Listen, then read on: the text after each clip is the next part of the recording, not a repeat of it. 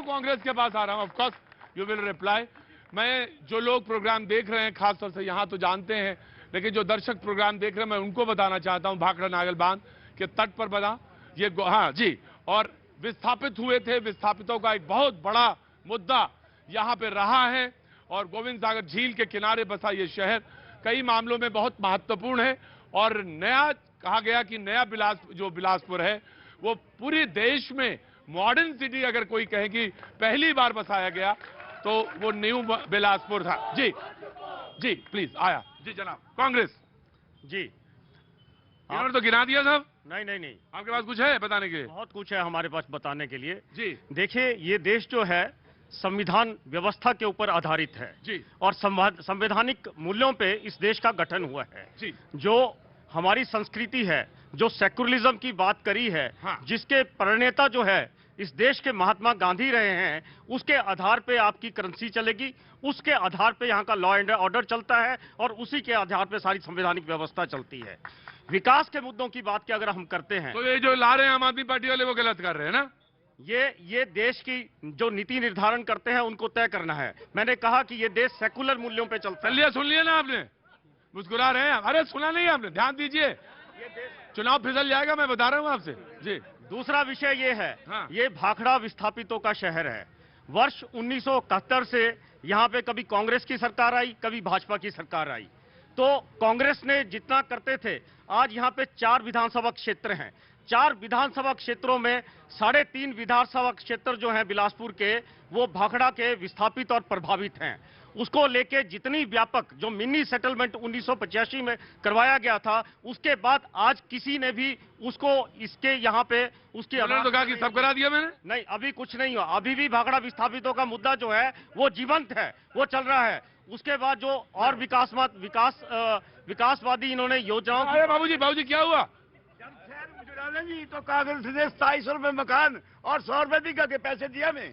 पैसे मिले थे 100 रुपए भी का और 2700 रुपए मकान के पैसे। ये कांग्रेस का हाल है।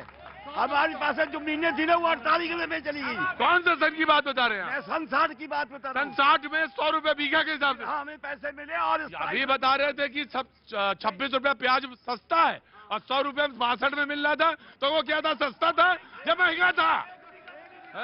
बाबूजी देखो बाबूजी कैसे गजब का हिसाब किताब समझा रहे हैं मुझे। पहली बार गणित मैंने बिलासपुर में समझी आके जी। 1 बीघे का 100 रुपए मिला और 2700 रुपए प्लॉट का मिला। हाँ। उससे मकान और अभी बता रहे थे 26 रुपए प्याज जो है सस्ता है। बेचने के राज में भी हुआ सस्ता प्याज भी तो आलू भी सस्ता। अच्छा मैं हाँ जी, 100 रुपए की वैल्यू 1 करोड़ रुपए के बराबर थी। हाँ जी हमें भी मिले पैसे, 40 रुपए मिले। हमें 40 रुपए ग्रामवासियों को मिले, 40 रुपए मिले। वैल्यू थी उस वक्त। हाँ जी, वैल्यू थी उस वक्त। 50 रुपए भी का जमीन आती थी। 50 रुपए भी का जमीन आती थी। 60 से 30 रुपए की करोड़ में वैल्यू। क्या औकात है? 50 रुपए भी का जमीन आती थी 50 में। 50 रुपए भी का जमीन आती थी 50 1960। हमें 10 रुपए 100 रुपए बीघे के पैसे दिए, वो भी शहर के। तेरे गाँव में धोल दिए उस वक्त।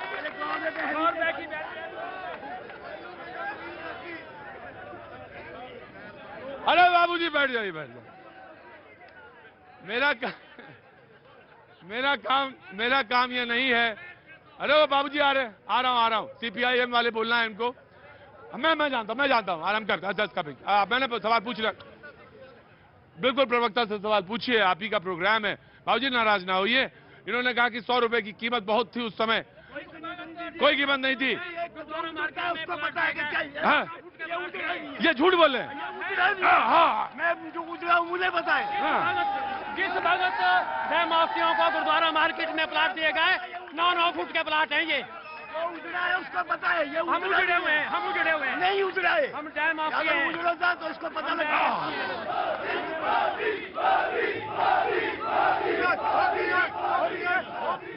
बाबूजी कह रहे हैं जो उजड़ा है उसको पता है, ये उजड़ा ही नहीं तो इसको कैसे पता चले?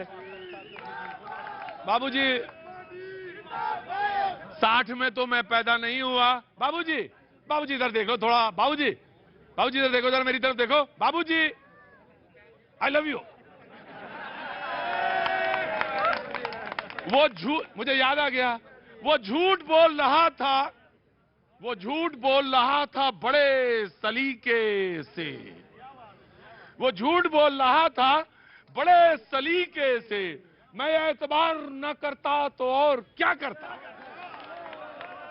बाबूजी, आई लव यू। वाह, क्या बात है। किसी भी पार्टी का सबसे बड़ी ताकत उसका कार्यकर्ता होता है। Of course I know it. जी जनाब, अधूरी रह गई। I give you 10 seconds more. देखिए बिलासपुर का जो सेटलमेंट हुआ था वो मिनी चंडीगढ़ की तरह हुआ था जी। अभी भी विस्थापितों के मुद्दे हैं। हाँ। मेरी अपनी जमीन 2 बीघे 10 बिस्वा गई है। हाँ। अभी उसका सेटलमेंट नहीं है, लेकिन उन्होंने ठीक बात कही है कि उस समय अगर 400 रुपए मिला था और उसकी उस करेंसी की वैल्यू आज की डेट में देख लीजिए वो 4 करोड़ रुपए के बराबर है। और इसमें ऐसा नहीं है कि कांग्रेस ने कोई भेदभाव किया है, लेकिन मैं एक चीज कह रहा हूं कि यहां से प्रतिनिधित्व जो है वो केंद्र सरकारों को मिला। यहां का प्रतिनिधित्व केंद्र सरकारों को मिला। जो केंद्र में जो नेता बैठे थे उन्होंने आज को यहां की सेटलमेंट के लिए क्या किया। राइट, मैं आया लास्ट हमारे पैनल में, मैं डिबेट ओपन हो जाएगी। लास्ट हमारे पैनल में सीपीआईएम के हैं। अरे भाई बाबूजी, उतनी दूर से बोलोगे नहीं समझ में आएगा, पास आओ।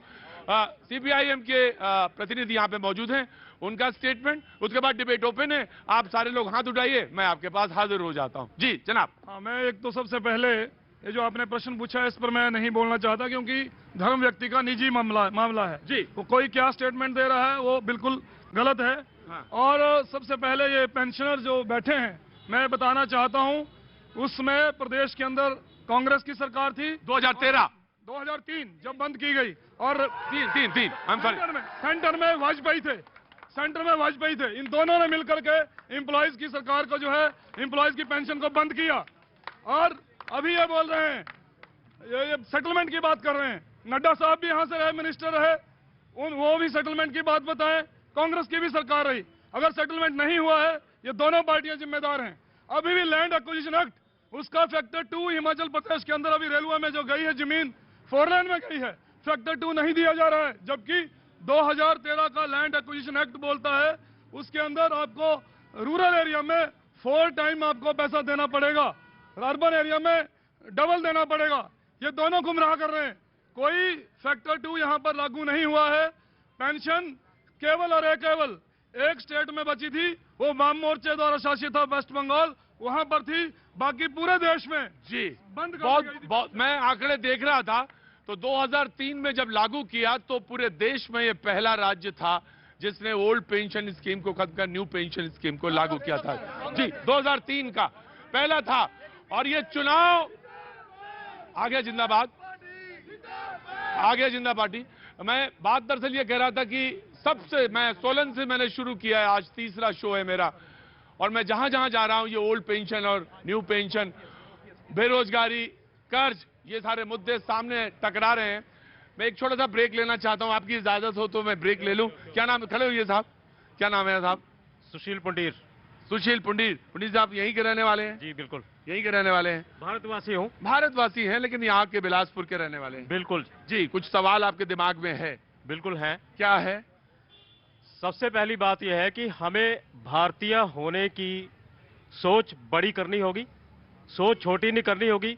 विकास गरीब व्यक्ति के घर में पहुंचना चाहिए, जबकि गरीब व्यक्ति के घर में विकास नहीं पहुंच रहा है, यह दावे के साथ कहा जा सकता है।